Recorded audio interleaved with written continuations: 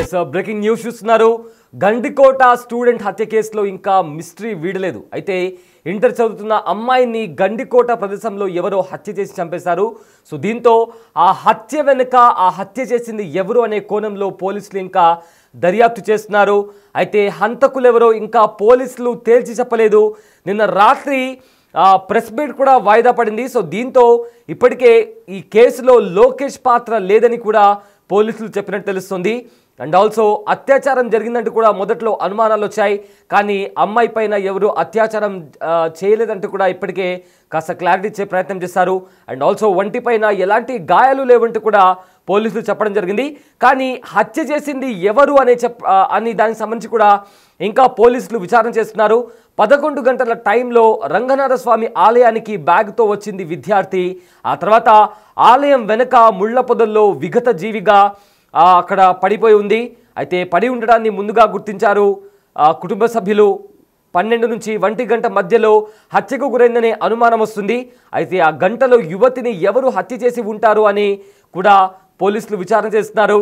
అయితే అంత కక్ష ఎవరికి ఉంటుంది అనే కోణంలో కూడా దర్యాప్తు చేస్తున్నారు. అన్న సురేందర్పై తప్పుడు ప్రచారం చేస్తున్నారంటే కూడా విద్యార్థి తల్లిదండ్రులు వాపోతున్నారు. అయితే చెల్లిని చంపుకునేంత క్రూరత్వం సురేందర్కు లేదంటూ కూడా తల్లిదండ్రులు అంటున్నారు. అయితే గండికోట రహస్యం, అయితే ఇదేమీ సినిమా టైటిల్ కాదు. ఎందుకంటే నిజంగానే ఇప్పుడు గండికోటలో ఒక రహస్యం దాగుంది. అదేంటో తెలుసుకునేందుకు పోలీసులు చేయని ప్రయత్నం లేదు. గండికోట వద్ద విద్యార్థిని అనుమానాస్పద స్థితిలో మృతి చెందింది.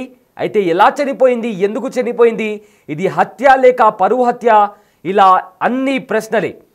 కానీ సమాధానాలు మాత్రం దొరకడం లేదు. పోలీసులది ఒక వర్షన్, తల్లిదండ్రులది ఒక వర్షన్. కాసేపు ఒకరిని అనుమానిస్తారు, లేదు సొంతాన్నే చంపేశారంటారు. కానీ దేనికి కూడా ఆధారాలు లేవు, కేవలం ఆరోపణలు మాత్రమే బయటికి వస్తున్నాయి. అయితే అన్నీ కూడా ఊహాజనిత ప్రచారాలే నడుస్తున్నాయి. దీంతో ఆ విద్యార్థి ఎలా చనిపోయింది అనేది ఇప్పుడు గండికోట రహస్యంగా మారింది. అయితే గండికోట దగ్గర ఒక మైనర్ బాలిక అనుమానాస్పద స్థితిలో చనిపోయింది. ఆమె నగ్నంగా ఉండడం వెనుక అనేక అనుమానాలకు దారితీసింది. లైంగిక దాడి చేసి చంపేశారని మొదట అనుమానాలు వినిపించాయి. అయితే లోకేష్ అనే వ్యక్తితో ఆమె గండికోటకు వచ్చినట్లు సీసీ కెమెరాల ద్వారా తెలిసింది. దీంతో అతడిని అదుపులోకి తీసుకున్నారు పోలీసులు. కానీ విచారణ తర్వాత అతడు చేయలేదని తేలింది. ఎందుకంటే లోకేష్ ఆ ప్రాంతం నుంచి 10 గంటల 40 నిమిషాలకే వెళ్ళిపోయాడు. కానీ అటాస్పీ రిపోర్ట్ ప్రకారం బాలిక చనిపోయింది 12 గంటలకు. సో అది చేసింది లోకేష్ కాదనే అంచనాకు వచ్చారు పోలీసులు. నెక్స్ట్ ఇక ఈ కేసులో మరో అనుమానితుడు పేరు బయటకు వచ్చింది. అదే వరుసకు అయితే అతను వరుసకు ఆ అమ్మాయికి అన్నవుతాడు. అతని పేరే సురేందర్. అన్నే ఆమెను చంపాడా అనే అనుమానాలు వినిపించాయి. బాలిక సమాచారం కోసం కాలేజ్కి వెళ్ళిన అన్న సురేందర్ 11 గంటల ప్రాంతంలో బయటకు వెళ్ళి మళ్ళీ 12 గంటల 50 నిమిషాల ప్రాంతంలో కాలేజ్కి వచ్చాడు. అయితే గండికోటకు బాలిక అన్న సురేందర్ వెళ్ళినట్లు గుర్తించారు పోలీసులు. ఆ తర్వాత ఏం జరిగి ఉంటుందనే దానిపై పోలీసులు విచారణ చేస్తున్నారు. ఒకవైపు ఇదంతా జరుగుతుండగానే పోలీసుల నుంచి ఓ సంచలన స్టేట్మెంట్ వచ్చింది. బాలికపై ఎలాంటి లైంగిక దాడి జరగలేదని, ఆమె శరీరంపై గాయాలు లేవని, ఇందులో లోకేష్ పాత్ర లేదని కూడా అన్నారు. సో దీంతో ఈ హత్య చేసింది సురేందరేనా అనే అనుమానం సురేందర్ పైన వచ్చింది. బిగ్ టీవీ స్క్రీన్ పైన ఆ విజువల్ మనం చూస్తున్నాము. ఎస్, అయితే ఇప్పటికే ఎస్పీ, డిఐజీ సహా అనేక మంది ఉన్నతాధికారులు ఈ కేసుపై పనికి చేస్తున్నారు. ప్రభుత్వం ఈ కేసును చాలా సీరియస్గా తీసుకోవడంతో దర్యాప్తు ముమ్మరంగా జరుగుతోంది. ఏదేమైనా బాలిక ప్రాణాలు వదిలే ముందు ఇద్దరిని కలిసింది. అది లోకేష్, సురేందర్. లోకేష్ కాదని పోలీసులు చెప్తున్నారు. సురేందర్ అయ్యే ఛాన్స్ లేదంటున్నారు తల్లిదండ్రులు. మరి ఈ రెండు నిజమైతే మరి ఆ మూడో వ్యక్తి ఎవరు? అతను గండికోటకు ఎలా వచ్చాడు, ఎప్పుడొచ్చాడు? సో ఇవన్నీ కూడా చాలా క్వశ్చన్స్ రైజ్ అవుతున్నాయి. లోకేష్ ఏమో చనిపోలేదని పోలీసులు అంటున్నారు, తన అన్న చంపలేదంటూ కూడా తల్లిదండ్రులు అంటున్నారు. పోలీసులు కూడా అమ్మాయి వంటిపైన గాయాలు లేవు, కనీసం లైంగికంగా ఎవరు కూడా ఆమెను అత్యాచారం చేయలేదంటూ కూడా పోలీసులు అంటున్నారు. అయితే ఈ ఘటనకు సంబంధించి ఈ కేసుకు సంబంధించి పోలీసులు ఏం మాట్లాడారో, డిఐజీ ఏం మాట్లాడారో ఒకసారి విందాం. నిన్న కడప జిల్లాలో చాలా దురదృష్టకరమైన సంఘటన జరిగింది. 17 ఏళ్ల యువతి ఇక్కడ శవమై నిన్న మనకి బయటపడడం జరిగింది. దాని గురించి మొత్తం నిన్నటి నుంచి మొత్తం జిల్లా యంత్రాంగం తర్వాత రాష్ట్ర యంత్రాంగం అంతా కూడా దాన్ని ఛేదించే పనిలో నిమగ్నమై ఉన్నారు. కరెక్ట్గా మనకి నిన్నటి ఆనమాళ్ల ప్రకారం ఆ యువతిని పీరియడ్ వచ్చి సుమారు 8 గంటల సమీపంలో గండికోటకి వాహనం మీద తీసుకొచ్చిన తర్వాత ఒక ప్రైవేట్ లాడ్జ్లో 2 గంటలు ఇద్దరు గడిపిన తర్వాత గండికోట గుమ్మం దగ్గరలో 10:40 విడిచిపెట్టి ఆయన ఆ పీరియడ్ వెళ్ళిపోవడం జరిగింది. తర్వాత 11 గంటల సమీపంలో ఈ రంగనాయక స్వామి మందిరంలో ఆమె బ్యాగ్ వేసుకుని నడుచుకుంటూ ఉంటాం అనేది మనకి తెలిసింది. తర్వాత ఏం జరిగిందనేది తెలీదు. నిన్న ప్రొద్దుట ఆమె శవమై మనకి ఇక్కడ ఈ రంగనాథ స్వామి ఆలయం వెనక భాగంలో ఆమె శవం పడి ఉండటం, ఆమె ఏమంటారు టాప్ పైన వేసుకున్న వస్త్రాలు ఒలిచి వేసి ఉండటం అన్నీ చూసాం. చాలా దిగ్భ్రాంతి కలిగించింది. దీని మీద మనం అన్ని కోణాల్లోనూ ప్రస్తుతం అన్ని కోణాల్లోనూ దర్యాప్తు చేస్తున్నాం. దీనికి సంబంధించి మనకి కీలకమైన క్లూలు ఈరోజు ఉదయం మనకు లభించడం జరిగింది. ఇంతవరకు మనం అంటే ప్రామాణికంగా మనం చెప్పగలిగింది ఏంటంటే ఆమె హత్య చేయట్లో ఆమె యొక్క ప్రియుడి పాత్ర అనేది ఏమాత్రం లేదు. అది మనం రూల్ అవుట్ చేసాం. ఎవరు చేశారనే దాని మీద అయితే మనం ఖచ్చితమైన క్లూస్ అయితే మనకి ఈరోజు ఉదయం లభించడం జరిగింది. ఉదయం కూడా కాదు, మేము ఇక్కడికి వచ్చే సమయంలోనే మాకు లభించాయి. మీకు సాయంత్రానికి ఎస్పీ గారు జమ్మలమడుగులోనే ఎస్పీ గారు డిఎస్పీ గారు నాకు ఒక ప్రగాఢ ఆత్మవిశ్వాసం ఏంటంటే మనకున్న క్లూస్ దృష్ట్యా మనకి ఈరోజు ఎట్టి పరిస్థితుల్లో ఈరోజు ఈ యొక్క కేసు ఏదైతే ఉందో పూర్తిగా మనం ఛేదించే అవకాశం ఉంది. మీకు ఈరోజు సాయంత్రం 9 గంటల లోపు ఎస్పీ గారు డిఎస్పీ గారు మీకు పూర్తి వివరాలు తెలియజేస్తారు. అది ఇప్పుడు ప్రస్తుతానికి మనం ఏమీ చెప్పలేమండి. మనకైతే కీలకమైన ఆమె పైన ఎటువంటి లైంగిక దాడి అయితే జరగలేదు. ఆమె అయితే శవమై పడి ఉన్నారు, పైన వస్త్రాలు తొలగించున్నాయి. ఏమిటనేది మనం ఒక క్లూ అయితే దొరికింది. నిన్నటి నుంచి అనుమానం ఉండింది మనకు ఈరోజు పొద్దున్న ఉదయం 11-12 ఈరోజు అయితే ఉదయం అరౌండ్ సుమారు 12 గంటల సమయంలో కీలకమైన ఆధారాలు మనకు లభించాయి. సాయంత్రానికి మేము మా ఎస్పీ గారు డిఎస్పీ గారు పూర్తి వివరాలు మీకు తెలియపరుస్తాం. అంటే వాళ్ళ కుటుంబ సభ్యులు ఇక్కడికి వచ్చారు, లోకేష్ వెళ్ళిన తర్వాత అది వచ్చారు. ఆయన వాళ్ళ పెద్దనాన్న కొడుకు అయితే రావడం జరిగింది. వచ్చి వెంటనే 20 నిమిషాల్లో వెళ్ళిపోయాడు. సో మనకు ప్రస్తుతానికి ఏమిటనేది పూర్తి తెలీదు. మనకైతే కొన్ని సర్టన్ క్లూస్ అయితే దొరికాయి. అది మీకు సాయంత్రం 9 లోపు మీకు ఎస్పీ గారు ఖచ్చితంగా మీకు ఛేదిస్తారు.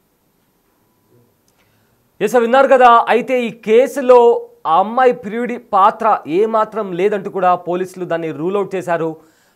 కానీ మాకు కొన్ని కీలకమైన ఆధారాలు దొరికాయి. ఇక్కడికి వచ్చిన తర్వాత వాటికి సంబంధించి కూడా ఆ ఆధారాలను పరిశీలించిన తర్వాత ఖచ్చితంగా ఇవాళ సాయంత్రం, అంటే ఇది నిన్న మాట్లాడారు.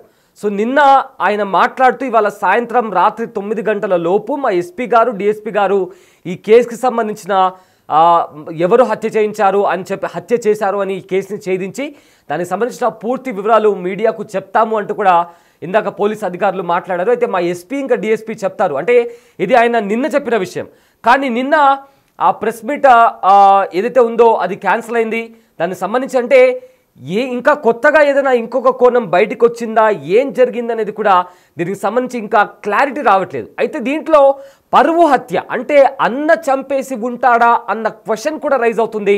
సో దీనికి సంబంధించి ఎవరైతే ఆ విద్యార్థి ఉందో వాళ్ళ తల్లిదండ్రులు అయితే మా కొడుకు చంపే అవకాశమే లేదు, నా కొడుకు అంత క్రూరుడు కాదంటూ కూడా వాళ్ళు అంటున్నారు. దీనికి సంబంధించి కూడా ఎవరైతే ఆ మృతురాలి అన్నయ్య ఉన్నాడో అతను కూడా మాట్లాడారు. అండ్ ఆల్సో తల్లిదండ్రులు కూడా మాట్లాడారు. వాళ్ళు ఏం మాట్లాడారో ఒకసారి విందాం. దయచేసి ఇప్పుడు చూస్తున్నాము చాలా యూట్యూబ్ ఛానల్స్లో కానీ మెయిన్ ఛానల్స్లో కానీ నా మీద చాలా రూమర్స్ వస్తున్నాయి. అబ్బాయి లేడు, ఆల్రెడీ పోలీస్ హ్యాండ్ ఓవర్ చేసుకున్నారు, కొందరు లేదు ఇల్లు వదిలేసి వెళ్ళిపోయినాడు, ఎక్కడున్నాను నేను ఎక్కడికి వెళ్ళలేదండి, నేను ఇంట్లోనే ఉన్నాను, ఫ్యామిలీతోనే ఉన్నాను, ఈడే ఉన్నాను, ఎక్కడ కూడా లేను, ఇంట్లోనే ఉన్నాను. పోలీస్ వారు కానీ ఏదైనా వస్తే నేను వాళ్ళకి పూర్తి సహకరిస్తాను. నా మీద ఏదైనా డౌట్ ఉందంటే నేను వాళ్ళకి పూర్తిగా సహకరిస్తాను. వాళ్ళకి ఏదైనా ఎవిడెన్స్ ఏమన్నా ఉంటే తీసుకొని రండి, అది నేనా కాదని ప్రూవ్ చేయండి. నేనే చేశానంటే మాత్రం మీరు ఏ శిక్ష చేసినా కూడా దేనికి నేను కట్టుబడి ఉంటాను. సో అలాగే ఇంకొకరు ఏమంటున్నారంటే ఇది పరువు హత్య కిందకి చేశాడు అని చెప్తున్నారు. నేను అంత నీచునైతే కాదు, ఎందుకంటే నాకు ఓన్ సిస్టర్ ఉంది, ఆమె పేరు శిరీష. ఈ అమ్మాయి నా ఓన్ సిస్టర్ అన్న ఈ అమ్మాయి కూడా లవ్ మ్యారేజే. మా నాన్న చాలా పరువుగా బతుకుతున్నారు. మా ఫ్యామిలీ 4 అన్నదమ్ముల చాలా పరువుగా బతుకుతున్నాం ఊర్లో. మాకు ఏం మచ్చలేదు ఊర్లో. సో కాబట్టి మేము తల్లిదండ్రులకు మంచి నేమ్ తేవాలనేసి ఉద్దేశంతోనే ఉంటాం. ఎప్పుడు కూడా ఇంకొకటి చేసి తల్లిదండ్రులకు చెడ్డ పేరు తేవాలనేసి ఉన్నాము. ఈ అమ్మాయి ఇప్పుడు పరువు హత్య కింద ఏదైనా నా ఓన్ సిస్టర్ పోయినప్పుడు నేను ఏమైనా హత్య చేయాలి కదన్నా. ఆ ఉద్దేశం ఉంటే ఇంటికి ఎందుకు తెస్తా అన్న? ఇంటికి తెచ్చి ఇప్పుడు మా ఇంట్లోనే ఈ అమ్మాయికి డాక్టర్ కూడా అన్నారా, హ్యాపీగా ఉంది. సో ఇవి రూమర్స్ అనేది మీరు ఫేక్ గా స్ప్రెడ్ చేయొద్దు దయచేసి. మాకు న్యాయం చేయండి కానీ ఆ అన్యాయంగా మమ్మల్ని మాత్రం లేనిపోని కేసులో ఇరికించి మమ్మల్ని ఇబ్బంది పెట్టద్దు.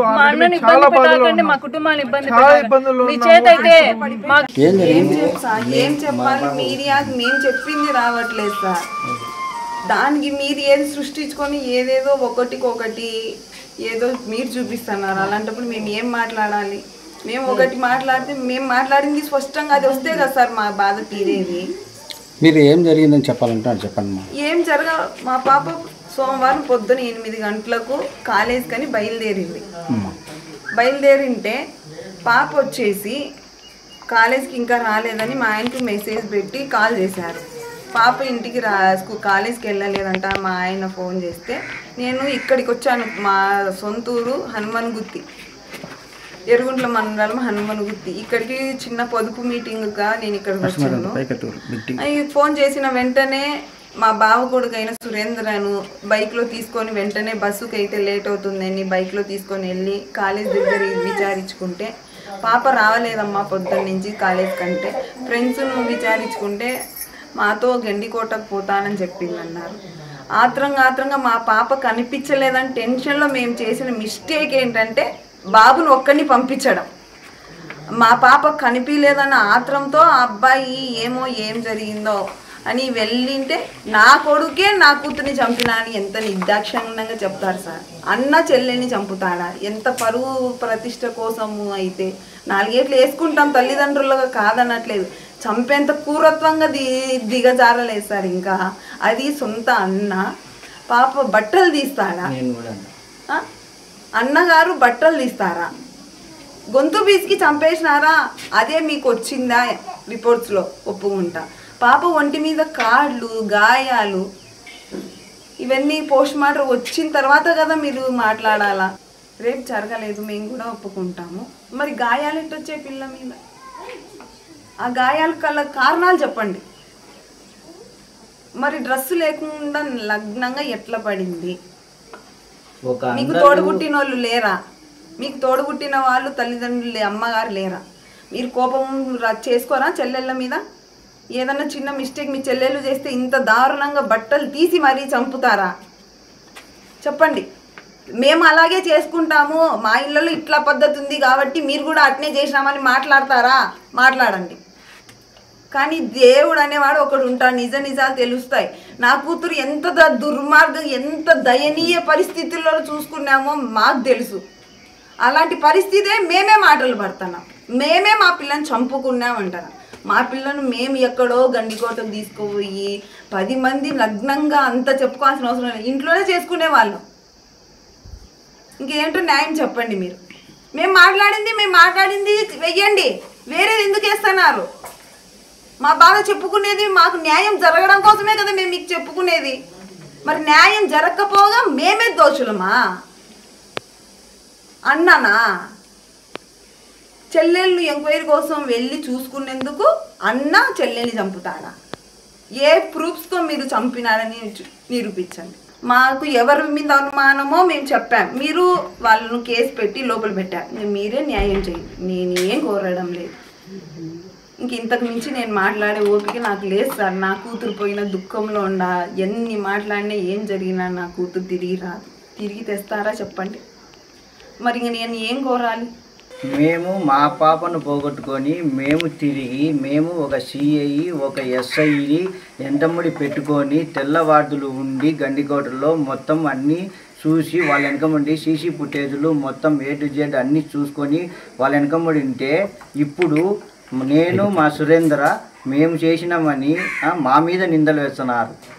అనవసరమైన ప్రెస్, అనవసరమైన టీవీలలో ఎక్కువ చేస్తున్నారు సార్.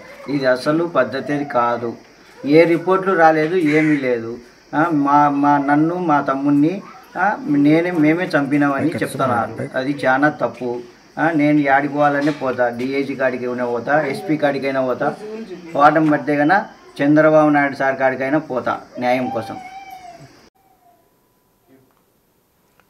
ఎసా విన్నారు కదా, ఎవరైతే అమ్మాయి చనిపోయిందో వాళ్ళ తల్లిదండ్రులు మాట్లాడారు. నిజంగా కాస్త బాధ కనిపిస్తుంది. ఎందుకంటే వాళ్ళ వర్షన్, వాళ్ళు చెప్పిన మాటల్ని పట్టి చూస్తుంటే మా కూతుర్ని మేము చంపుకోలేదు, ఒకళ్ళు చంపుకోవాల్సి వస్తే అంత మా కూతుర్ని బట్టలు లేకుండా చూపించి చంపుకునేంత దీనస్థాయికి దిగజారలేదు మేమంటూ కూడా వాళ్ళు అంటున్నారు. ఎందుకంటే అలా చంపుకోవాల్సి వస్తే మేము ఇంట్లోనే చంపుకుంటాం కదా, అలా బయటికి తీసుకెళ్ళి, అది కూడా సొంత అన్న అలా నగ్నంగా తమ చెల్లిని ప్రపంచానికి చూపించాలని అనుకుంటాడా అంటూ కూడా వాళ్ళ మాటలు చాలా స్ట్రాంగ్గా ఉన్నాయి, చాలా డీప్గా కూడా ఉన్నాయి.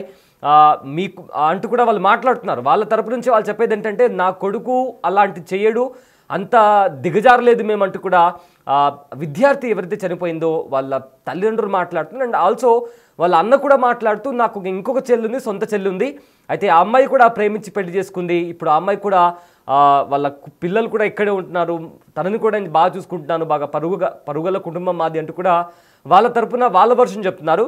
సో ఇక మరోవైపు ఇక్కడ పోలీసుల వర్షన్ ఏంటంటే, ఎవరైతే ప్రియుడు ఉన్నాడో లోకేష్, అతని పాత్ర ఈ హత్యలో లేదు అనేది కూడా పోలీసులు దాన్ని కూడా రూల్ అవుట్ చేశారు. అయితే మరి ఆ మూడో వ్యక్తి ఎవరు? ఎందుకంటే అంత దారుణంగా గండికోటలో ఉన్న ఒక టెంపుల్ వెనుక ముళ్ళ పొదల్లో అమ్మాయిని నగ్నంగా చేసి చంపేంత కక్ష ఎవరికి ఉంది అనేది కూడా ఇప్పుడు ఒక పెద్ద క్వశ్చన్ మార్క్. అయితే నిన్న పోలీసులు మాట్లాడుతూ ఇవాళ నిన్న సాయంత్రం వాళ్ళు పొద్దున మాట్లాడిన తర్వాత నిన్న సాయంత్రం డిఎస్పీ అదేవిధంగా ఎస్పీతో కలిసి ప్రెస్ మీట్ నిర్వహించి హంతకులు ఎవరు అనేది కూడా చెప్పేస్తామంటూ కూడా వాళ్ళు మాట్లాడడం జరిగింది. కానీ నిన్న ప్రెస్ మీట్ క్యాన్సిల్ కావడం, దీంతో హత్య ఎవరు చేశారు అనేది కూడా స్టిల్ ఇంకా మిస్టరీగానే ఉండిపోయింది. సో దీంతో గండికోట రహస్యం అంటే ఆ అమ్మాయిని ఎవరు హత్య చేశారు అనేది కూడా ఇక్కడ ఒక బిగ్ క్వశ్చన్ మార్క్. అది కూడా అమ్మాయి పైన ఎలాంటి అత్యాచారం జరగలేదు అనేది కూడా ఇంకొక క్లారిటీ.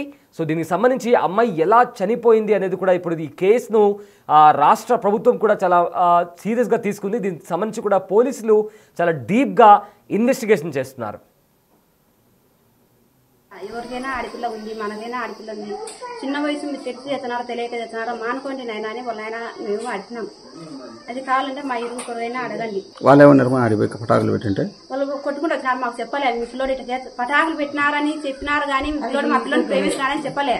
అప్పట్లో మళ్ళా పక్కన వాళ్ళు చెప్పినారు, ఆ పిల్లని ప్రేమిస్తారంటే వాడు ఇష్టంగా వాళ్ళ ఇంటికాడ పటాకులు పెట్టినాడు అని చెప్పినారు మనకి. తర్వాత మీరేం చేసినారు? మా పిల్లోని మేము కొట్టుకున్నాం, అట్లా నైనా పెట్టొద్దు, అట్లా ఇదాన పోయి వాళ్ళ ఇళ్ళ కాడ పటాకులు పెట్టొద్దు మనము అని మేము అడుగుతూ మా పిల్లోని మేము కొట్టినాం. వాళ్ళు కొట్టినది మా పిల్లోడు మాకు వచ్చి చెప్పలే, కొట్టినారు మా పిల్లోని దావన పట్టుకొని ఏంటి నాకు పటాకులు పెట్టినారని. అప్పటికి వాళ్ళకి తెలిసిందో ఏమో మాకు తెలియదు. నిన్న ఏం జరిగిందమ్మా? నిన్న గండికోటకు పోతున్నారని నిన్న వచ్చింది సార్. మాకు గండికోటకు పోయేది నాకు తెలియదు. మా బిడ్డకు బాగాలేక మేము హాస్పిటల్లో ఉన్నాము. హాస్పిటల్లో ఉన్నాక సాయంత్రంగా నాకు తెలిసింది మా పిల్లోడు ఇట్లా పని లేడని. అంతవరకు నాకు తెలియదు. పిల్లోడు పిలుచుకుపోయడం అయితే నిజమే, వాడు పిలుచుకురాని తప్పు అయింది మా పిల్లోని,